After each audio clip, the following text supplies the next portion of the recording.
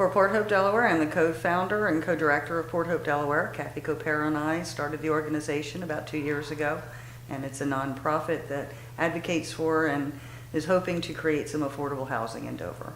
Okay, so with affordable housing, you're talking about tiny houses. Talking about tiny houses, we're discovering there's a need for all kinds of different types of housing. So along with the tiny house villages, we're hoping to help with renovating some houses into micro apartments and different things. But tiny house villages is our main goal, and that's what our movement is mostly about, having individual homes for everybody. Okay, so what do you think are some of the issues with and issues and concerns that you think people would have that aren't really for your movement? Well, it's NIMBYism, not in my backyard. It's very common. It's throughout the country. That's been one of the main things that has been the biggest discrimination against movements like this and other types of affordable housing. People don't want things that they don't understand living near them, and so they immediately, when they think, oh, some homeless people are living here or folks that we don't understand, it's more of a lack of knowledge and a lack of understanding of who these folks are. Discrimination against poor people is really what it basically is. Okay. So what do you think are some things you can do to have people gain knowledge on homelessness? Probably the biggest thing is what we've been doing for the past 2 years is trying to get the information out, trying to get the public informed and aware of the fact that we have lots of homeless people, who they are, why they're homeless, what the different situations are, so maybe they can understand better that these are no different than the neighbors around them now. You don't know who you are living around in regular neighborhoods, no different than you might be in a tiny house village. So it's hopefully awareness and understanding from the community to know who these folks are and to maybe then want to help more and be more involved. Okay.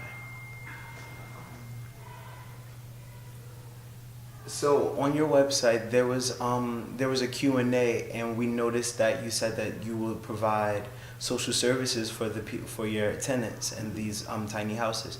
What are some ways you will be able to what are some of the ways you'll be providing the social services?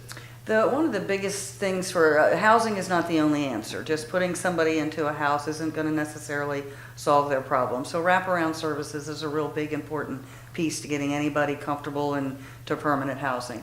So it can be in many different versions. It depends if we have a large enough area and we get a big enough village, there could be offices right on site. If it's housing that's scattered around, then you would just make sure each of these individuals was connected up with their own social worker, and if it needed rides, getting back and forth, and things that would help support them to stay involved in the programs that they might need to get linked up with. There's different levels of support that people need. You have some that just need just a little bit of attention and somebody to get some guidance from, all the way to folks that need attention pretty much on a daily basis. So it's such an individualized type of thing, and it would really depend on the situation that was set up, whether it's a village or micro apartments, if there can be social workers that could come right on site and possibly visit the group as a whole. So there's a lot of different options, but it's so important if you're going to get folks that are already struggling with homelessness into homes, they need to have wraparound services to help them succeed. Okay. And what are some ways you will be able to finance the social services? The financing is always, of course, one of the biggest issues with this. Most of what we're dealing with would be, as far as building and getting the whole project started, has been on voluntary and donation basis. Once things get rolling, there's quite a bit of funding out there, especially for social services. Most of the folks that we work with have mental health issues, a lot of addiction issues and things of that nature. So there's programs out there that are funded that can help keep those programs, involved in their lives as well. So some of the funding might not necessarily come directly to us. Funding would be on an individual basis. We would make sure that they were able to get the services and their Medicaid card and their IDs so that they can then go link up with the offices that they need to. So it's as much giving them the basis to know how to navigate the system and find the help that's already out there, that we don't need to reinvent the wheel. The help is there. We just need to help make sure that they get to it, understand it, and know how to keep that going for them. Okay. So another question and concern people are having is this a permanent or temporary living arrangement?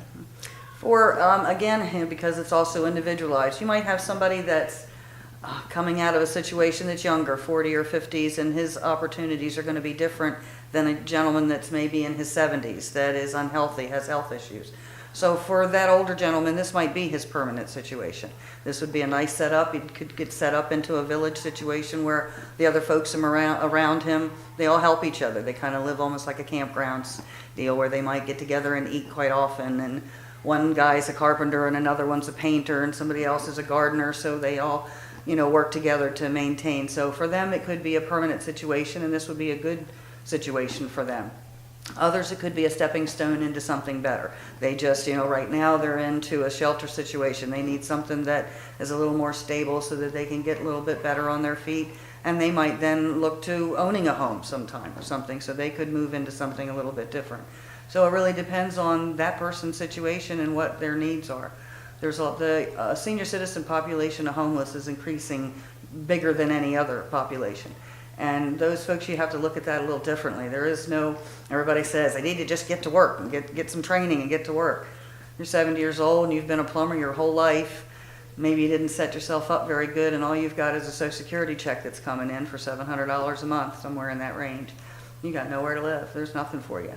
So, that's kind of bad. You spent your whole life and you struggled and you've worked really hard, but all that's left is what and it's your own fault. You should have thought and done better as far as savings, but so many in my generation did not.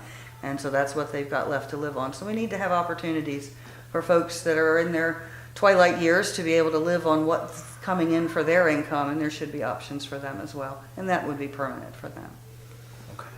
So your houses are 10 by 20, 200 square feet. Mm-hmm. So what is actually inside the home? In the model that we have built so far, we have an 8 by 20 that we only made it 8 feet wide so it can ride on the road without extra permit, so we can take it to parades and so forth. But the main house that we're looking at is 10 by 20, 200 square feet. The main living area would have a kitchen with a pull-out bed of some sort. It might be a Murphy bed. The one in our model home pulls out from underneath of the kitchen platform. Mm-hmm. Then there's also a bathroom with a shower facility in it. So our thoughts are originally for single individuals in these 200 square foot homes. And so they have enough in there for really one single person to live. As we move forward, we hope to maybe double that, to go to a 400 square foot, so then we could have a couple. And then maybe even the next step would be enough for a small family, two parents and 2 kids or something, or a single mom. So right now the 200 square foot really is just one large, kind of like a studio apartment, a large main room with a kitchen and a pull-out bed underneath of it, and then a bathroom on the back end of it. And what are the costs for these small homes? The one that we had built, I think that because they also built it on a really nice trailer, the trailer that it was built on is in a real industrial kind of thing, and that's because we were going to be hauling it a lot. $25,000 was about the cost to put that together. Without the trailer, we're looking at probably about $12,000 to build these. Now, we have lots of opportunities that we'll be looking into as we get closer to the builds for donations of lumber. What we need to do flooring is the scraps at Barak Homes, that sort of thing. So a lot of the things we could get in would be donations. So our costs for final builds might be a whole lot different than that straight out cost. But if you were to go out, buy the lumber and build it the way that we have, about $12,000. Okay. So on your website, there was something that said that prison industries were notified about your proposal with this project, and they'll be getting back to you with their decision. What's the update on that? Well, about 2 years ago when we started this project, we really went gung-ho, and we got a lot of organizations, and we spoke to a lot of people around here, the schools and things.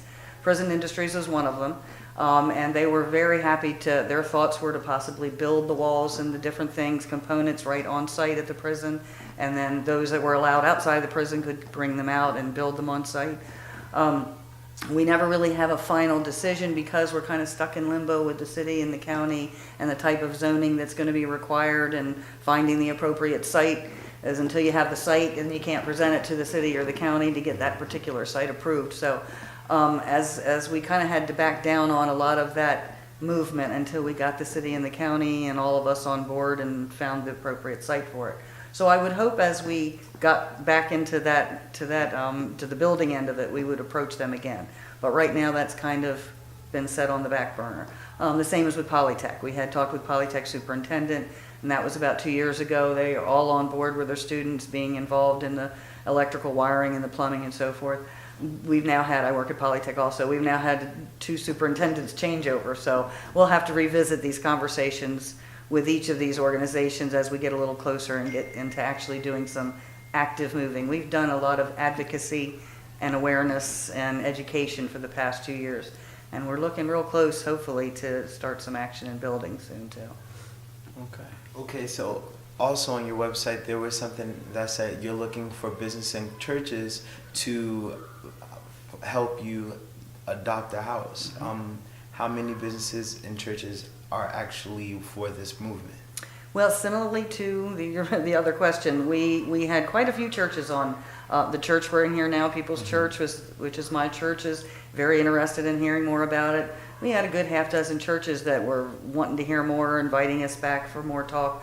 But again, we kind of had to slow that all down. We didn't want to start getting donations in and materials and then have it just sit for a year or two. We realized we had some more educating people and work to do in that way. So we'll be sending out information again to the churches, revisiting those conversations. But what we're looking for is hopefully the churches might want to adopt it, whether they do it as, they might team up. But in that way, they might be able to adopt the cabin. They might be able to design it the way they want, name it the Presbyterian House or the, United Church of Christ House, whatever that their congregation is, and maybe even adopt the folks that come into it and help make that a mission to help maybe even help the folks that move into that particular house. So we've got a few different ideas that we've approached churches. They're very interested because they want to do whatever they can to help the homeless and those in need around the area. So we don't necessarily have commitments, but only because we kind of stopped and said, hold on, we really need to get our footwork down here and make sure all our ducks are in a row before we start taking in funds and things like that. Okay. So now, what's your next step moving towards building these tiny homes? Well, things luckily have been moving, I think, very well. The mayor's task force has put their heads together and has had some real good reaction from some community members that own properties that have offered to give up some of these properties. We're hearing numbers like 200 beds worth of homes available that could be maybe an apartment building here, 2 or 3 houses over there. Different things like that, but they say it amounts to about 200 beds worth of homes. Part of that is land, and tiny house villages are a component in the task force plan. So we're looking like little baby steps along the way, but there looks like to be some properties that are going to become available that can be renovated into housing, and then through that also some land that will become available, and that's where we step in. Port Hope, Delaware has also branched a little bit out into Port Hope construction. We have a handful of homeless guys that are in the construction trade and general contractors that work with us. So as these properties become available, we're going to step in and try to have a little bit of our hands into that, and that's how we'll begin our fundraising for our tiny houses. So every bit of funds that come in through our renovation and remodeling work to help with these 200 beds will go towards building and putting money towards our tiny house villages. So we see it's movement that's kind of a lot behind the scenes, but throughout the nation it takes about 5 years from the time somebody decides we're going to do this to when they start seeing houses being, having people in them. So we're 2 years in. I think we're doing pretty good. I think another year from now we're going to start seeing some land being identified, approved by the county, and houses built. So that's my goal. Okay. Thank you, Ms. Sue. You're welcome. Thank you for coming in and talking to me. Anytime.